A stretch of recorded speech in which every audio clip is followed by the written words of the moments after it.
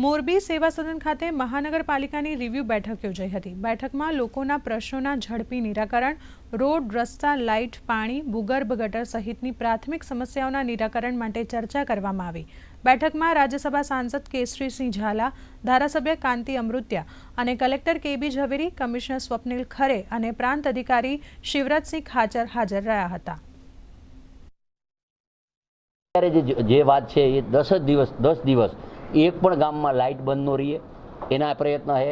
एक पण गाम में खाडो न रही एक पण गाम में गटर उभराती ई रिपेर थी जाए एनी कमिटी करी अने कार्यकर्ता साथे रही अने एनुं आयोजन कर्युं अने लॉन्ग टाइमनुं पण आयोजन कर्युं अने कॉर्पोरेशने 6 महीना में जे सारी कामगीरी करी है एमने समजावी प्रजाने पण अमे हवे समजावशुं अने आना फळ तमने 6 महीना के 9 महीना पछी एटला के 1 वर्ष में देखाशे कि तमने एवुं खरेखर अनुभूति थशे कि मोरबी महानगरपालिकाए जे नवी नगरपालिका बनी एमां सौथी सारूं काम कर्युं छे अने आपने देखाशे आ कामगीरी।